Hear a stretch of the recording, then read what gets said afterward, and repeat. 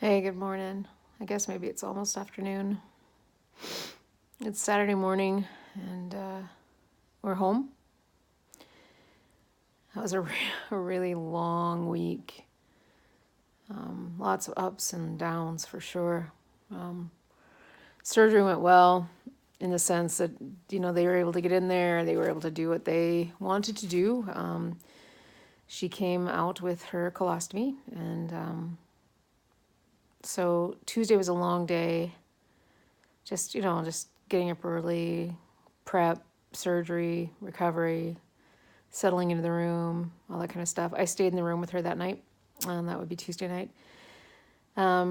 She did pretty well Tuesday night. We woke up a few times with nurses having to do their, in and out of the room type stuff and vital stuff all night. Wednesday, she was euphoric. She was screaming up and down the halls for her walks. She was very chatty, very go, go, go, go, go. In hindsight, I think it's a combination of just relief to be on the other side and to have woken up, quite frankly, and the combination that there was a whole lot of dope on board, whole lot of meds from the day before, and just a lot. I mean, she had a lot going on in her system and felt euphoric. So that was Wednesday. Wednesday night was the crash. She expressed sadness and some depression. She said, "I'm depressed." It was the emotional coaster of, post-op and things. So we spent a good amount of time talking and just processing all of that. And then when I felt like she was really, just ready to go to bed, I helped get her ready. And then I went across the street and slept at the Kaler. We got a room for the week just so that I have a place to come and go from when she was settled. And I was really in need of sleep. So I went across the street. And so that gets us through Wednesday. So when I got there Thursday morning, she was not as euphoric. Thursday was a really tough day. She struggled to get out of bed. She did not eat much. She was just felt distended and bloated. She had kind of growing anxiety about the new bag. She felt queasy. That was just a really hard day. And she started to, she sat up and experienced her old rectal pain again on Thursday. And it was prevalent all day long. We were so focused on kind of the other things, and she had downplayed it, I think, a fair amount. So anyway, it was, in a 7 range much of the day. And yeah, and she just felt like puny anyway, and she was in bed a lot, so she was off her rump, so that kind of helped, I think, mask some of the, the pain. And the surgical team was just really focused on getting her home because, of course, they want to get folks back into their life for healing as fast as they can. And ultimately, the goal is not to keep people in the hospital forever. So Jen was really hyper aware of the fact that she, was feeling a little pressure to meet the standards to get home. And so I think also she spent some time, or she was focused on that for sure. Friday morning came and still feeling rough. But the surgical team really pushed on us that they felt she was ready. And I pushed back a little bit.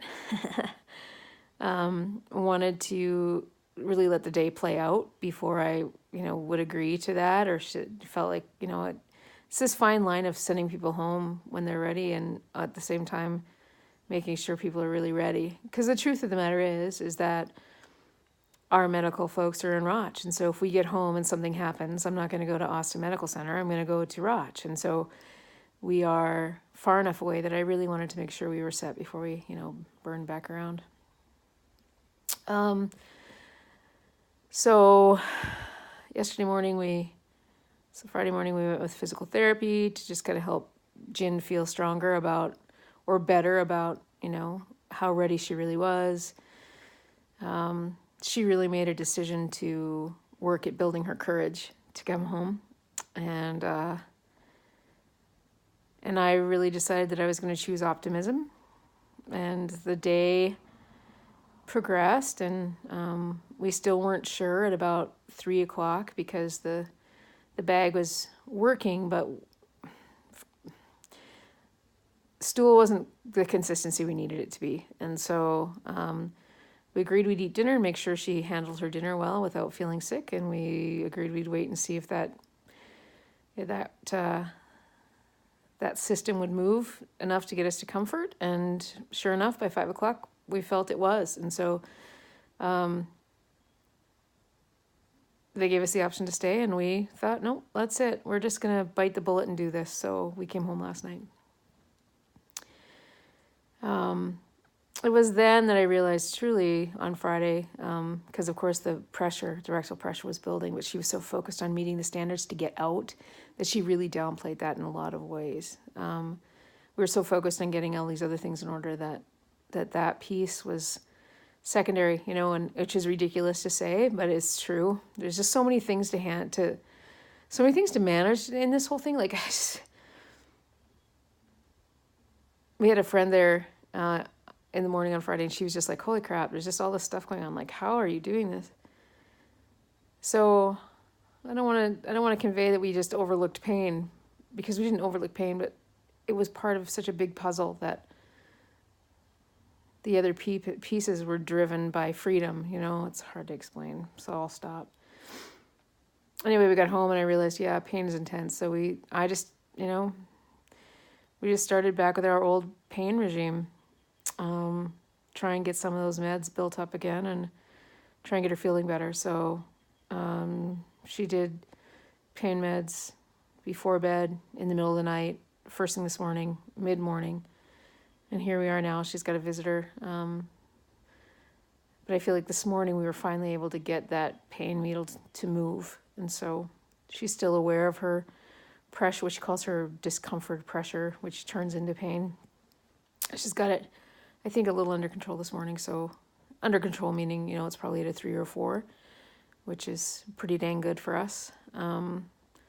So I'm hoping that this thing this getting her back into that will get us to Tuesday when we meet with the palliative team and we reassess. So there's kind of more of an update. I'll tell you that there's disappointment and sadness, that there's pain, because I think, I know the hope was that this colostomy would help that. We knew going in that the tumor would still be there and there would still be discomfort. But quite frankly, at this point in life, when you're getting down to those final options, you really put everything you've got into hoping that, and I think, I guess that's the right thing to do, is to be optimistic and hopeful. And so we were optimistic and hopeful. And so even though the disappointment and sadness is pretty strong this morning, I will say that our optimism is lingering. It's not totally, it's not totally gone. I feel like as far as pain, as far as what the colostomy will do for her, there's optimism still there. I mean, certainly, even if it doesn't end up managing the pain, the other things that it gives us, the other freedoms it gives her, make it worth it. So we're not feeling regret about doing it, even if it doesn't do what we thought it would do. It's still doing enough to make it worth it. But there's a little fear that, once everything settles down, that we'll be back where we were before we did it, as far as pain.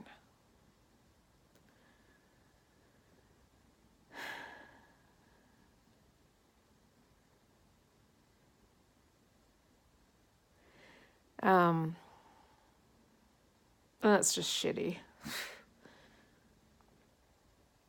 But we are resolved in, this commitment to, or I'm resolved in my commitment to just see this through with her. Again, there's joy and there's gratitude for getting through surgery and the fact that the stoma is working and that it's going to give us those great things. There's just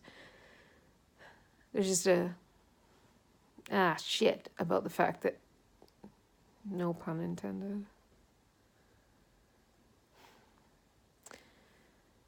I would ask that those of you that are throwing thoughts our way and praying, that you would continue to pray for pain, that you would pray for maintained weight because she's losing weight, that you would pray for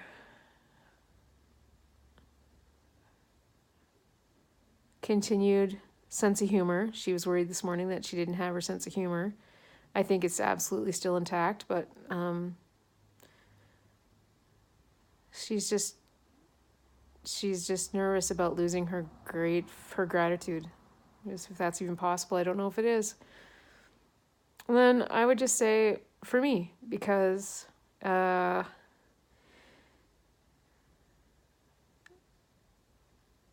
there's just the level of care just kind of boosted today, or this week, and her needs right now are more.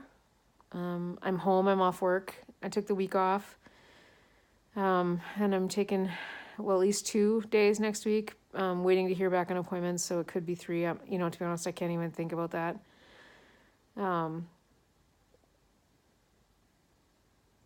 The high school's being super gracious, and giving me the time. I don't have enough leave time, so they're letting me. I'm doing unpaid time, but at least they're letting me take the time I need, which is awesome. Yeah. Stamina and courage. That's what we need. We need stamina and we need courage. All right. I'm signing off because I think I'll just get weird and maybe even sappy. So, thank you. We appreciate you. And I'll just keep doing updates. My Facebook updates, you guys are going to, the main Facebook page, you guys are going to kind of get the generic stuff, because at the end of the day, most people don't need to know the extent of really what's happening. I mean, I guess the people that know us the best will watch these things and will get more info and want more info.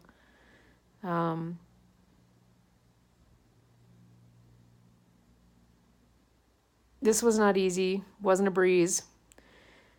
It's not over. This is one step on dying well. That's what this is, people. We're dying well. And this was something that we did in an effort to help her die well. And